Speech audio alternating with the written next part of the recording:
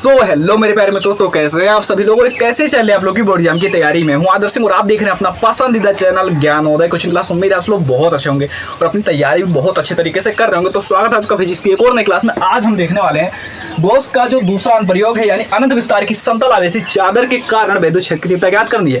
ठीक है, इसके पहले वाले हमने क्लास में मैंने देखा था अनंत विस्तार की अनंत लंबाई के तार के कारण वैद्युत क्षेत्र की तीव्रता। ठीक है, तो तीनों के तीनों अनुप्रयोग बहुत इंपॉर्टेंट है। तीनों के तीनों अनुप्रयोग जो है आपको चैनल पर मिल जाएंगे। आज हमारी दूसरी क्लास है, ये दूसरा अनुप्रयोग है। कल हम इसका तीसरा अनुप्रयोग भी करवा देंगे। पहला अनुप्रयोग जाकर चैनल से देख लेना, डिस्क्रिप्शन में भी लिंक मिल जाएगा, वहां से देख लेना। चलिए शुरू करते हैं। अनंत विस्तार की समतल आवेशी चादर के कारण वैद्युत क्षेत्र ज्ञात करना है। तो हम क्या करते हैं, सबसे पहले कोई अनंत लंबाई की चादर ले लेते हैं। ठीक है, क्या करेंगे, कोई भैया अनंत लंबाई की चादर हम ले लेते हैं। ठीक है, ये ले लिया हमने, अनंत लंबाई की कोई हमने चादर ले लिया। अब हम क्या करेंगे, अब हम इसको आवेश देंगे। अब आप सभी को पता है, जब किसी चालक को आवेश दिया जाता है तो जो आवेश होता है उसके पृष्ठ पर वितरित हो जाता है ना, उसके अंदर थोड़ी घुस जाता है, उसके पृष्ठ पर वितरित हो जाता है। इस तरह जो है इसके पृष्ठ पर जो है वितरित हो जाएगा। ठीक है, चलो यहाँ तक क्लियर है। अब हमें क्या करना है, जो हमने यहाँ पर कुछ किया नहीं वही हमने यहाँ पर माना जाने वाली चीजें मैंने पहले ही लिख दिया कि माना एक जो है आवेशित चादर है PQRS से। चलो नाम दे देते हैं PQRS।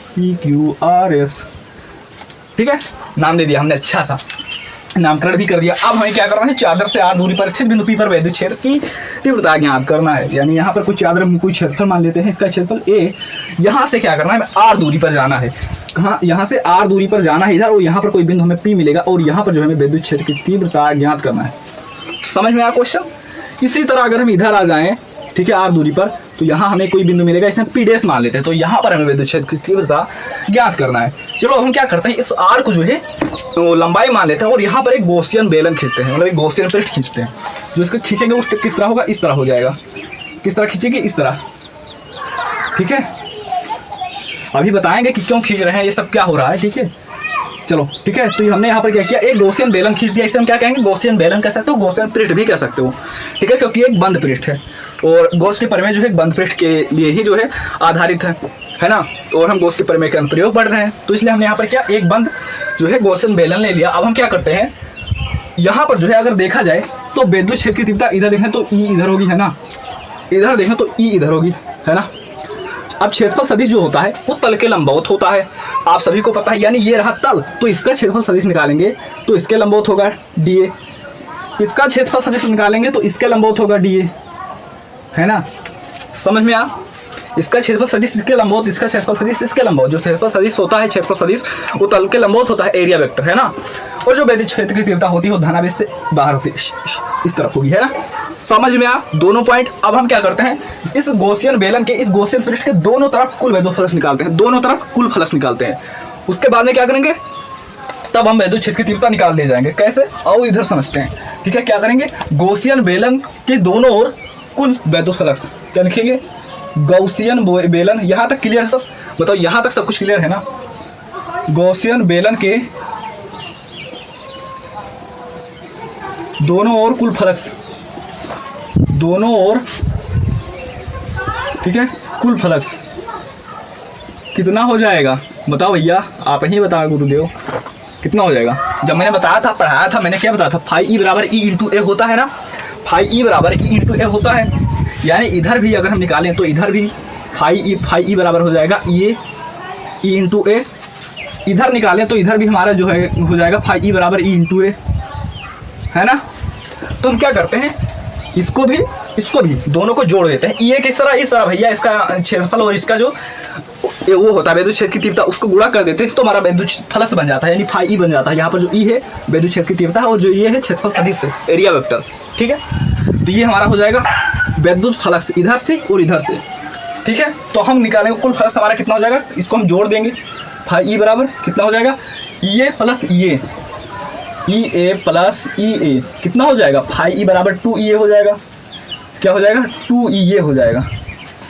समझ में आया, क्लियर है, यहाँ तक सब कुछ क्लियर है। चलो अब क्या करते हैं, अगर इतनी बात क्लियर है तो आगे बढ़ते हैं, इसको नोट कर लो। ठीक है, मतलब समझ लो भाई। ठीक है, मतलब नोट क्या करना, अभी पूरा हम समझा देंगे, उसके बाद नोट कर लेना। ठीक है, अब देखो, अब करेंगे क्या, एक गॉस की प्रमेय से हमें एक चीज़ मालूम है, गॉस की प्रमेय से एक चीज़ हमें मालूम है। क्या चीज़ मालूम है, अगर मैं एक बात पर चर्चा करूँ कि फाई E बराबर क्या होता है गॉस की प्रमेय से, तो आप बोलोगे Q अपान एप्सिलॉन नॉट, यानी किसी बंद पृष्ठ से गुजरने वाला कुल वैद्युत फ्लक्स जो होता है उसके कुल वैद्युत फ्लक्स उस पृष्ठ पर कुल आवेश का 1 बटे एप्सिलॉन नॉट गुना होता है। ये सूत्र हमने निकाला था गोस की प्रमेय के सत्यापन से, है ना। तो अब हम यहाँ पर क्या कर सकते हैं, इस फाई ई के स्थान पर Q अपान एप्सिलॉन नॉट रख सकते हैं, रख देते हैं फाई ई के स्थान पर Q अपान एप्सिलॉन नॉट, और इधर 2EA वैसे ही रख दिया। समझ में आया? इतनी बात क्लियर है। चलो अब क्या करते हैं, अब हम यहाँ पर क्या करते हैं, देखो एक अगर ये देखो एक चादर है, इस पर पृष्ठ पर वितरित है ना, तो हम पृष्ठीय आवेश घनत्व का सूत्र लगाएंगे। पृष्ठीय आवेश घनत्व का जो सूत्र होता है क्या होता है, ठीक है, वो होता है सिग्मा बराबर Q अपान A। तो यहाँ से Q बराबर क्या निकल कर आ जाएगा, आप ही बताओगे गुरुदेव। ये इधर चला जाएगा, हो जाएगा सिग्मा A, ये हो जाएगा, है ना। इससे ये निकल कर आ जाएगा हमारा पृष्ठीय आवेश घनत्व से निकाले हैं भैया, ठीक है। जो पृष्ठीय आवेश वितरण होता है वो निकाले हैं, 3 प्रकार का होता नहीं है, रेखीय पृष्ठीय आयतन, वहाँ से निकाले हैं पृष्ठीय वाला, क्योंकि ये चादर एक पृष्ठ है, ठीक है। तो यहाँ से हम जो है Q के स्थान पर ये लिख सकते हैं, ठीक है। लिख दे, यहाँ लिख दे, दिखाई दे रहा, अच्छे से दिखाई दे रहा है, थोड़ा सा जो है चमकीला दिखाई दे रहा है, ठीक है। चलो कोई बात नहीं, बस 2 मिनट रुको ना, ठीक है। अब लास्ट का 1 मिनट है तो क्या करें, ठीक है भाई, चलो ठीक है, वरना पहले सही कर देते हैं। तो हम इसके स्थान पर क्या लिख सकते हैं, इसके स्थान पर सिग्मा A लिख सकते हैं, sigma A by epsilon not, और इधर क्या लिख देंगे 2EA, ये हो जाएगा ना भैया। अब देखो यहाँ से ये से इससे ये खत्म हो जाएगा, A से A खत्म हो जाएगा, है कि नहीं, इससे हमारा ये खत्म हो जाएगा। अब देखो बचा क्या, निकल कर आ गया हमारा फॉर्मूला, E बराबर इस 2 को इधर भेज दो, 2 को इधर भेज दो, है ना, इधर गुणा इधर आके भाग हो जाएगा, ऊपर सिग्मा और नीचे 2 भाग हो जाएगा, एप्सिलॉन नॉट पहले से है। ये हमारा निकल कर आ गया अनंत विस्तार की समतल आवेशी चादर के कारण विद्युत क्षेत्र का फॉर्मूला। बहुत ही आसानी से समझाया हमने, बहुत ही अच्छे से समझा दिया, और देखो इससे आसान कहीं नहीं मिलेगा आपको इस तरह, ठीक है।